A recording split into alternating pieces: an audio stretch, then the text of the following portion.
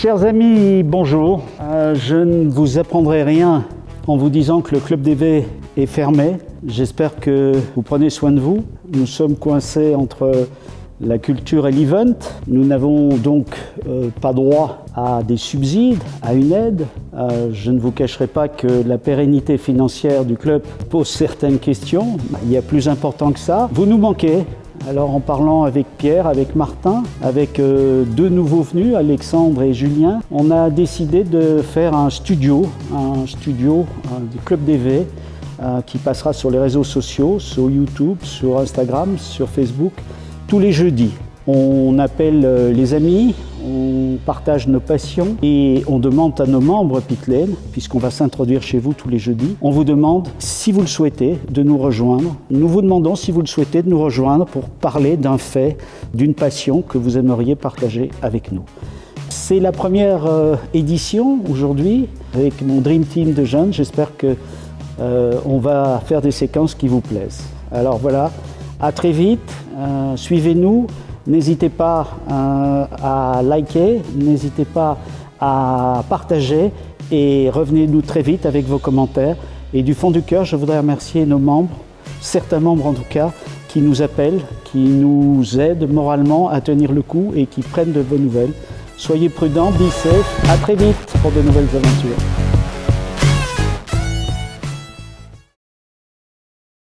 Avant de démarrer ce premier studio Club d'Évé, nous devons de penser à nos amis, à notre père spirituel Jean Graton et nos amis disparus.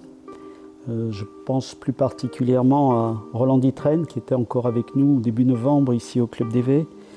Je pense à Jean Blaton, Guy Burlis, que de souvenirs, que de passions partagées. Je pense évidemment à Caroline Griffney, qui a eu la mauvaise idée de prendre une autre route, à des gens que nous connaissions moins, mais qui faisaient partie de notre vie, de notre passion automobile. Claude Brasseur, qui a accompagné Jackie au Dakar. Je pense à Rémi Julienne, qui nous a fait rêver avec ses cascades. Voilà, ainsi va la vie, ainsi va ce drôle de monde. Une pensée émue, un profond respect pour eux. Rassurez-vous, on ne garde que les bons souvenirs, que les sourires, que les bons moments partagés avec vous.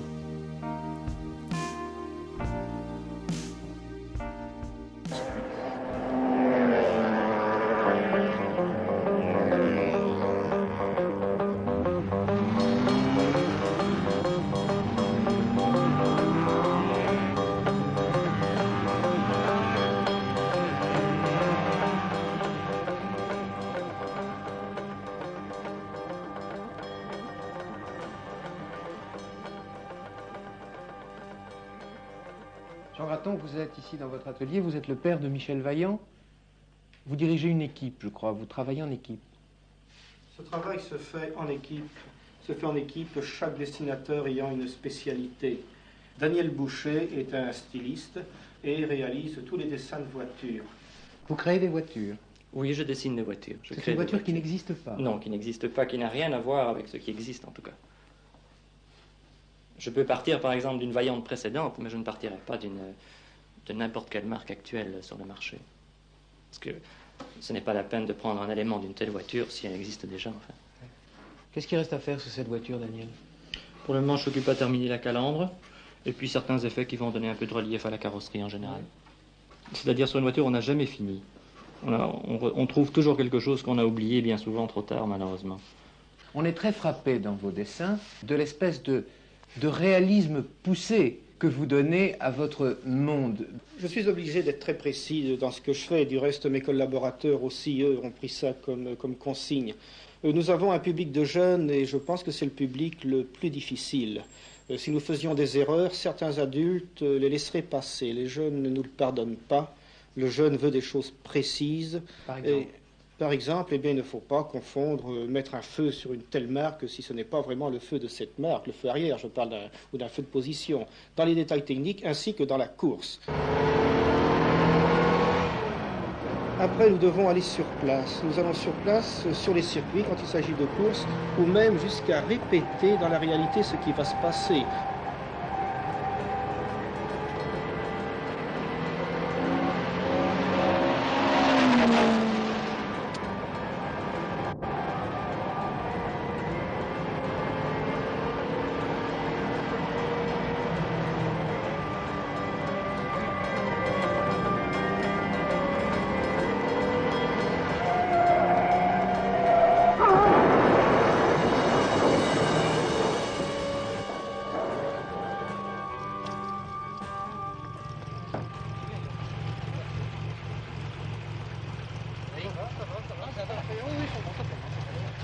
autrement, c'est très bien.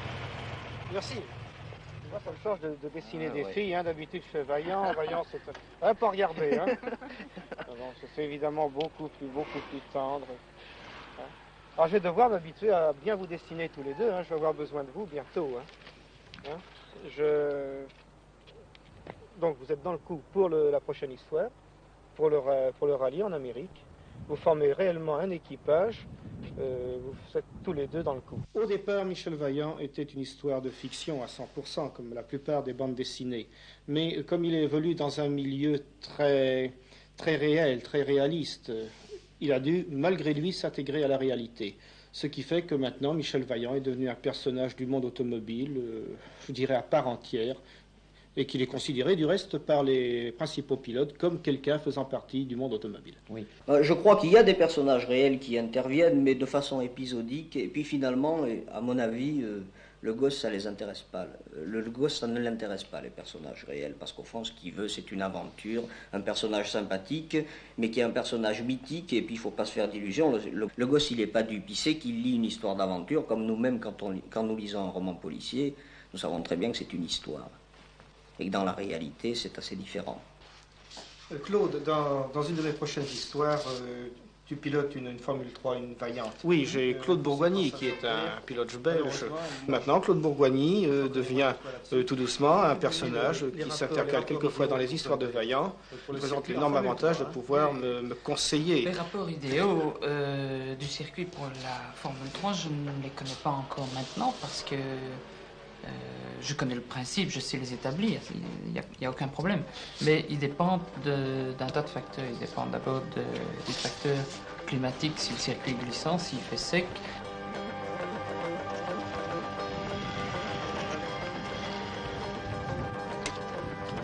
Alors tous les pneus vont changer, ça deviendra de la Formule 2 alors. Hein. Ah oui, c'est-à-dire qu'il n'y a pas tellement de modifications, le châssis reste le même, ce sont les roues et les pneus qui changent. Et alors,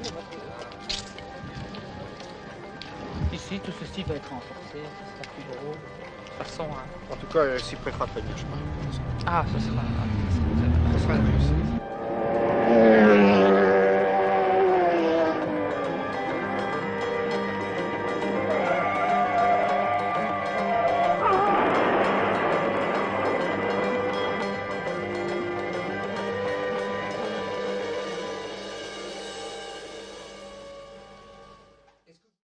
Bonjour. Jean-Paul, c'est beau ça, hein?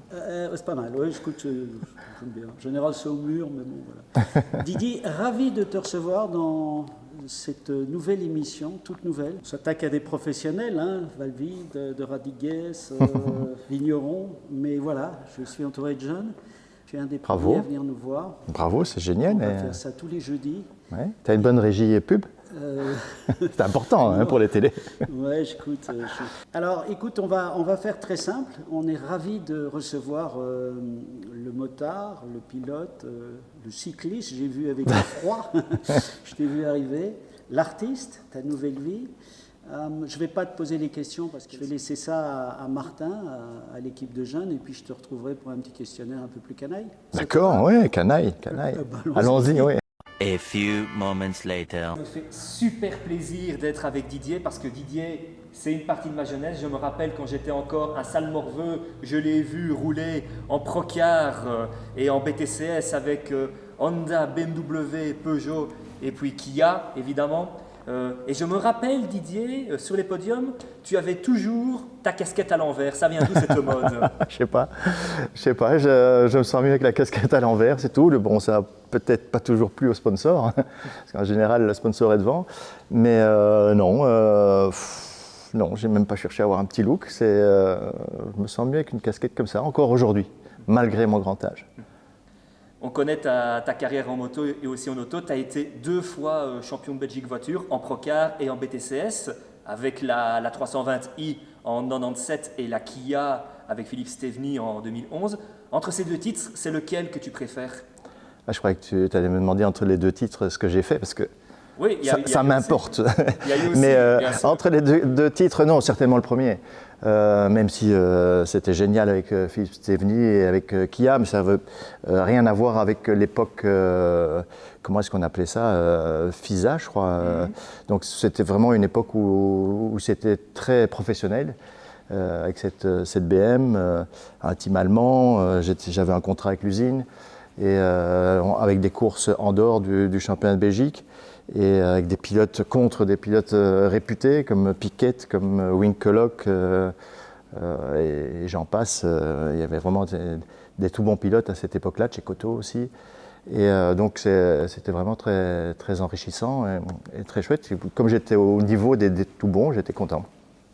Entre les voitures Oui. et les motos que tu as eu l'occasion Oui. de piloter, ce sont lesquelles tes préférées?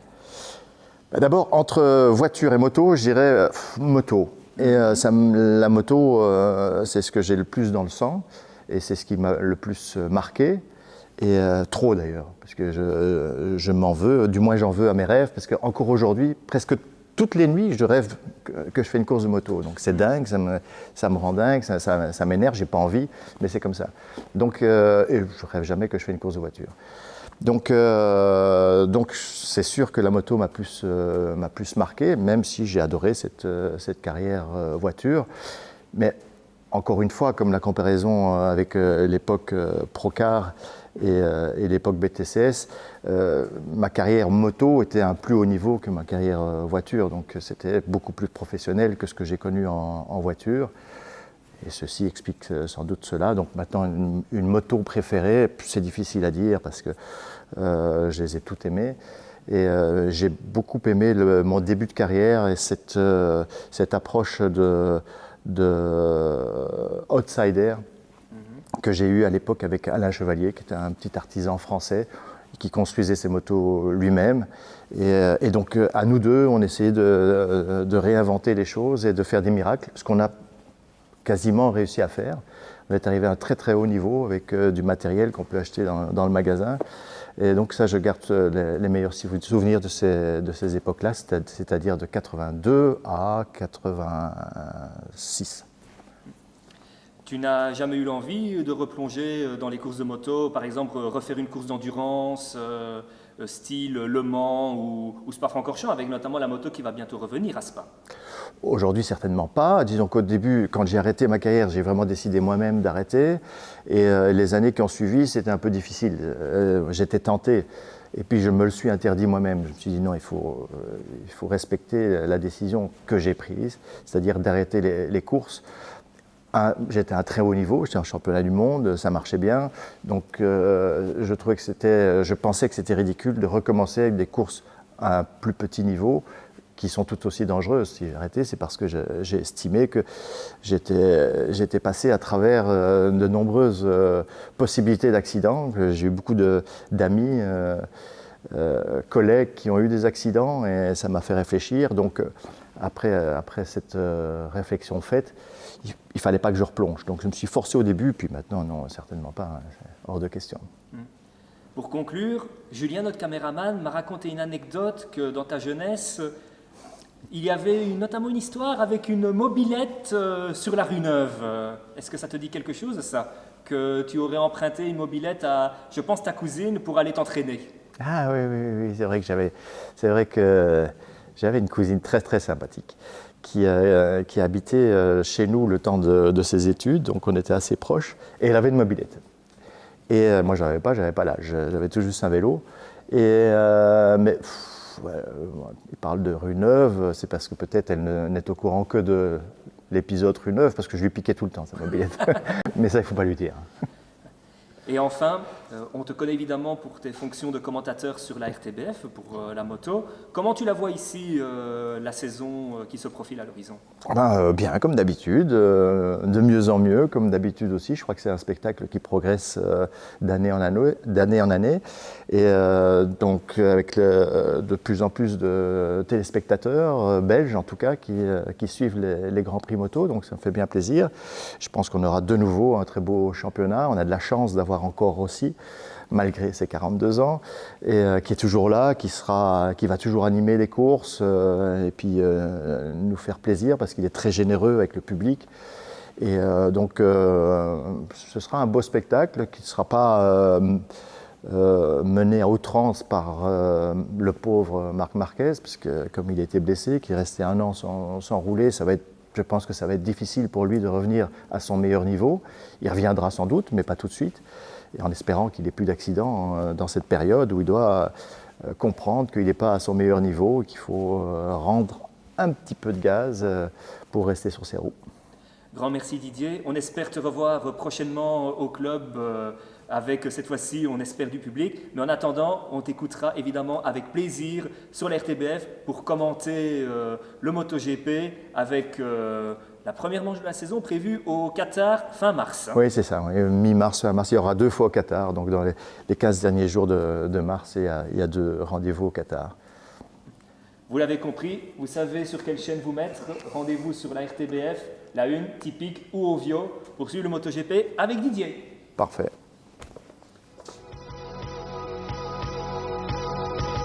Didier, on va faire un petit break, une petite bouffée d'oxygène. D'accord. Parce que je suis Tu veux dire une pause pub, c'est ça? Oui, voilà. On va dire un 16e, un 8e comme Gaëtan qui dit toujours vous me regardez en 8e. En quart image. En quart image. Oui. Et il ne le dit plus, je suis ravi parce Oui. que chaque fois que je le voyais, je lui disais que c'était de la publicité mensongère. Oui. J'ai beaucoup charrié Gaëtan parce que c'était même pas un 16e. Oui, c'est ça, et oui. il disait vous me regardez en quart image. Il dit Gaëtan, tu n'es plus crédible. Oui, on c'est en a vrai. beaucoup ri, je crois que ça va mieux. Ouais. Non, on va se faire une petite pause, pas pub. Je vais te faire un petit questionnaire un peu plus détendu. Alors, tu es sucré ou tu es salé? Je suis plutôt salé. Tu es chaud ou froid? Ça dépend des circonstances. Il y a des circonstances chaudes. Ça suffit. Ça suffit. Alors, tu es plage ou montagne? Ça dépend si c'est froid ou chaud, c'est ça? Et je suis... Écoute, par les temps qui courent, malheureusement, j'allais dire plutôt plage, puisque les montagnes sont plutôt fermées. Alors, on va venir dans le vif du sujet. Tu es blonde ou brune? Les deux. Je peux dire les deux ou pas? Ah, tu peux. Moi, j'ai dit toutes les couleurs de l'arc-en-ciel, donc tu vois. Alors, trouver le grand amour ou gagner au loto? Ça, c'est dur comme question. Hein.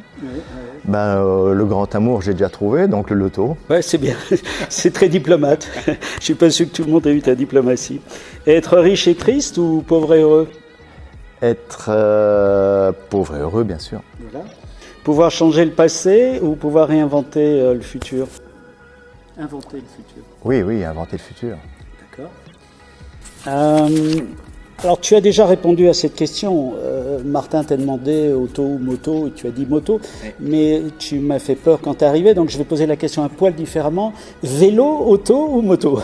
Alors, vélo, s'il a un moteur. C'est presque une moto. Et on ne doit pas mettre le casque. C'est bien. Honda ou Yamaha? Yamaha. Yamaha. Europe ou États-Unis? Europe.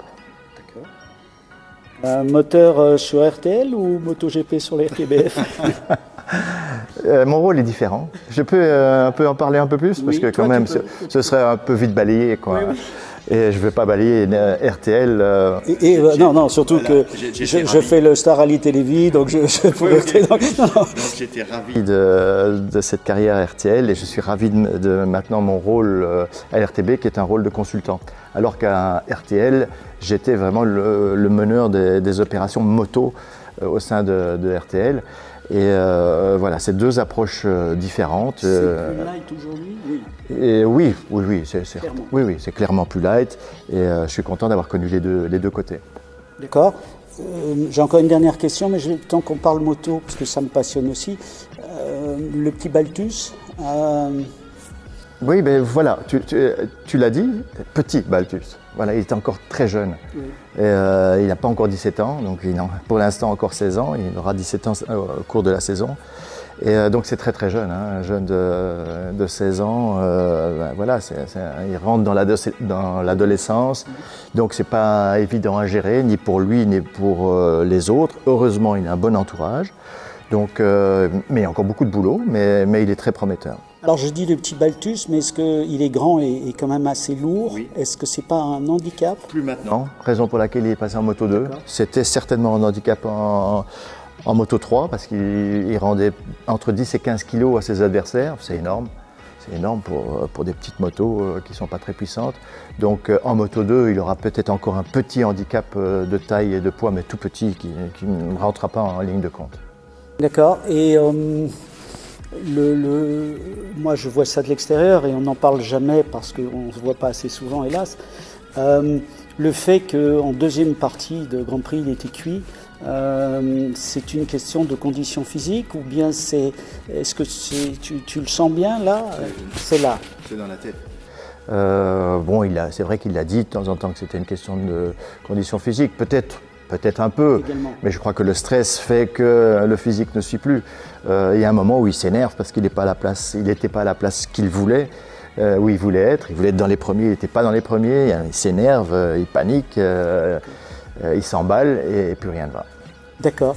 Alors j'ai une dernière question qui est très personnelle parce qu'on se connaît depuis des années, parce que j'étais ton sponsor, ton partenaire. Aquamas ou jacuzzi? Aquamas. Écoute, si tu refais de la moto, tu as un sponsor. Didier, merci beaucoup. Le but de cette journée et des prochains jeudis, on enregistre le mercredi, regardez-nous en quart image. En quart image. Mais c'est vrai que c'est pour passer des moments comme ça et que nos membres puissent se changer un peu les idées. Donc tu es le bienvenu quand tu veux. Je vous présente mon Dream Team. Martin Buginaro, qu'on ne présente plus, Julien, notre caméraman, et Alexandre, notre nouveau collaborateur. Alors on a décidé d'occuper le terrain, on a décidé de rentrer chez vous grâce aux réseaux sociaux, Instagram, YouTube. On espère que vous serez nombreux à nous suivre, que les membres sachent qu'ils sont les bienvenus quand on tourne, ils sont les bienvenus pour partager leur passion qui est notre passion. N'oubliez pas que le Club DV, c'est votre club. Voilà, à très vite.